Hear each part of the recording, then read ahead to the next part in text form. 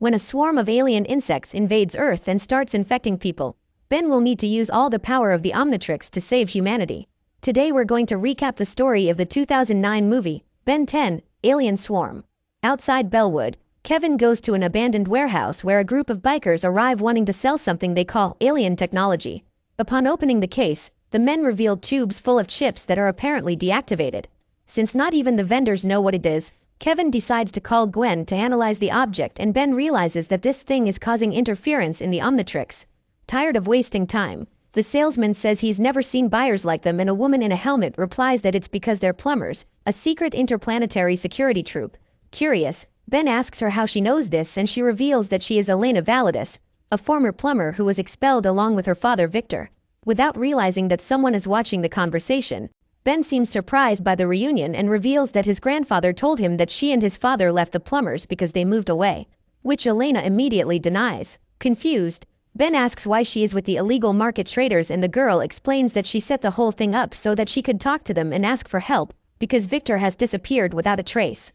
While they talk, the stalker in the beam begins to control the chips that break the capsules and fly out like a swarm of insects, attacking everyone inside the warehouse. To defend himself, Ben tries to transform himself into an alien and realizes that the Omnitrix has stopped working completely, leaving Kevin and Gwen with the mission of wiping out the alien insects. Caught in the middle of the confusion, the salesmen get on their motorcycles and drive out of the warehouse while the Insatronics destroy the building's beams, barely managing to escape. Inside, Ben analyzes the chips and suspects that it must be some kind of remote-controlled nanotechnology, noticing the presence of the stranger in the beams soon after. As soon as he sees him, the young man suspects that it is he who is controlling the creatures and decides to do something to stop him, using the Omnitrix to transform himself into the spider monkey, but because of the interference, he ends up taking the form of Big Chill. With his freezing breath, the alien manages to trap the chips in a block of ice, which then breaks into millions of pieces, defeating several insects at once. Now that the cloud of interplanetary locusts is contained, Ben goes after the person who is controlling everything and tries to freeze him with his breath, but the villain manages to jump off the beam and throws a cloud of insects towards Gwen, forcing Big Chill to abandon the fight to help his cousin. With that, the villain has the break he needed to escape, and Elena disappears along with him, making both Gwen and Kevin sure that she was with the stranger and that it was all just a trap. Even so, Ben is curious about the story of the expulsion and decides to go to the plumber's headquarters to ask his grandfather about Victor. Back at the communications center, the trio wait for Flight Max to arrive and decide to take the time to scan some of the chips they have collected, discovering that they are technological devices and biological life forms at the same time. Curious, Gwen tries to use her powers to read the energy signature of the devices, but this doesn't work and Kevin decides to track it through the computer. While he's working, Ben suggests they go after Elena and ends up starting an argument with Gwen, which only ends when Grandpa Max arrives at the lab. As soon as he sees the device they're analyzing, the leader of the plumbers says he's seen it somewhere before, but can't remember exactly where. Thinking this is the perfect opportunity, Ben tries to ask about Victor's expulsion when he is interrupted by the alarm system warning of the presence of an intruder inside the complex. Following the invader's energy signature, the group reaches Max's room where Elena is already waiting for them. As soon as he sees the girl, Grandpa asks what she's doing there and tries to throw her out, but Ben takes the girl's side and tells him about Victor's disappearance, who was probably taken by the person controlling the chips. Still, everyone else is against the girl and Kevin leads her out of the lab, leaving Max alone with his grandchildren to explain what's going on. On the computer, the man shows Victor's file and reveals that he was caught stealing the alien chips from the safe, and that he was therefore expelled from the troop and banished forever. Even so, Ben argues that Elena has nothing to do with her father's mistakes and argues that she is the best lead to get to the person who is controlling the insects, but Max refuses to believe what she says is true and Ben decides to act on his own, leaving the headquarters and taking his grandfather's motorcycle to go after the girl alone. While they're driving to the place where Elena got the chips, Victor is walking down an alley when two criminals try to mug him, telling him he shouldn't be walking around alone. In response, the villain reveals that he is accompanied and releases thousands of insectronic chips that attack the two, invading their bodies and turning them into zombies. Unaware that Victor is waiting for them with his army of infected, Ben and Elena arrive at the place where she found the chips and start exploring.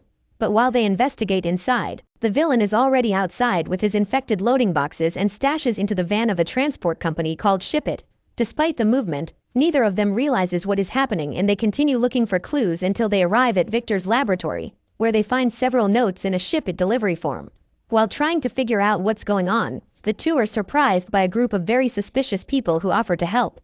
Watching the strangers, Ben notices something strange in people's eyes and Elena can see the chips walking around inside them, making them realize that all these people are being controlled by the alien insects. Suddenly, one of the infected says he wants to take them to meet the Queen and they begin to approach, forcing Ben to activate the Omnitrix. But because of the interference, the young man is unable to select any aliens and they are forced to flee. After leaving through the fire exit, the two realize they are trapped and Ben takes advantage of the instability to overload the Omnitrix, creating a shockwave that pushes everyone away and opens a gap for them to escape. Bracing against time, they get on their bikes and start riding away, but Elena ends up falling off the vehicle and Ben is forced to go back to rescue her. With the girl on his back, he manages to get away from the danger and says that the next step should be to go to ship it, because only then will they be able to find out what Victor sent. At the plumber's headquarters, Kevin and Gwen finally manage to trace the energy signatures of the Insatronics and discover that most of them are concentrated in Ship-It's distribution center together. They invade the place and start looking for any sign of the extraterrestrial creatures, finding records of shipments all over the world. While going through the paperwork, the two are surprised by an employee who tells them that the company is closed and asks them to come back another time. Finding it strange that the man is there so late, Gwen asks why he is still working and the employee replies that his job is to serve the Queen, making them realize that the stranger is one of the infected. To neutralize the threat, Kevin absorbs the properties of the wood and throws a punch that sends the zombie employee flying, giving them the opportunity to get the documents and return to the car. In the vehicle, the couple are putting on their seatbelts when they notice that the weird employee is right behind them making some strange movements. When she looks ahead, Gwen realizes that the man is controlling the chips, which take on spherical shapes and start throwing themselves against the windshield, almost breaking the glass and forcing Kevin to accelerate to get away.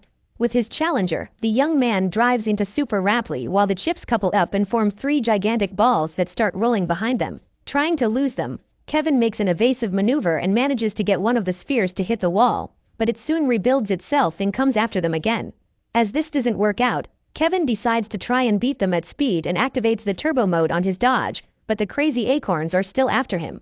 With no options, Kevin goes to a construction site and takes advantage of the fact that they are alone to drive over the spheres, but this ends up causing the car to overturn and get all crumpled up. Even with the impact, the two manage to get out almost unscathed and start looking for the sphere that appears even bigger on top of a viaduct, ready to crush them.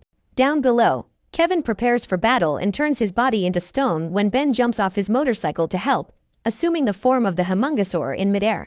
Already transformed into the alien Lagarton, Ben charges at the sphere and destroys it with a punch, but the chips manage to regroup and turn into circles that start firing laser bursts at him.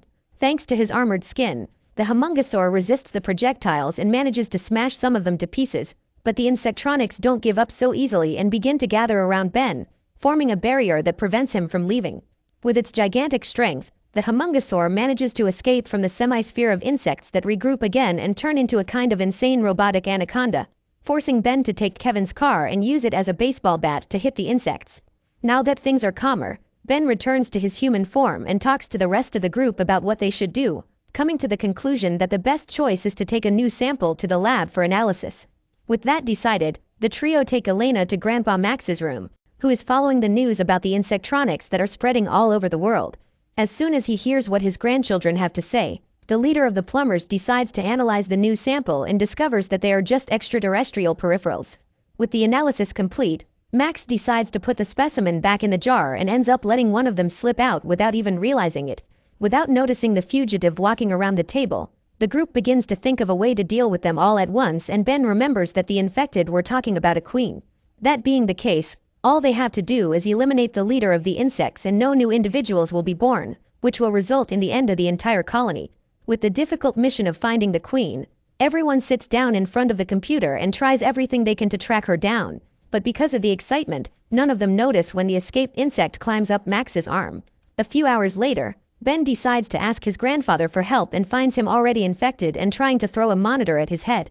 When they hear the screams, the rest of the group comes to help and Kevin solves the problem by knocking Max out with a blow to the head, but they end up getting distracted and the leader of the plumbers activates the smoke machine, blocking everyone's vision and allowing him to leave through the tunnels without anyone being able to stop him. While everyone is lost without Max's presence, Ben manages to stay calm and remembers the mission to take down the queen, but as they still don't know where she is, they have to go back to the computer until they locate her. At headquarters, the group begins to analyze the map of where the insects are concentrated and realizes that most of them are in large metropolises. But unlike the others, a bizarrely large group is concentrated in a town in rural Missouri. Researching the place a little more, Gwen discovers that it is the headquarters of Ship It, and Ben comes to the conclusion that it is from there that the Queen is working. As their car has been destroyed and they need to find a way to get to the site, Kevin decides to bring Ben's birthday present forward and shows him the vehicle he was making.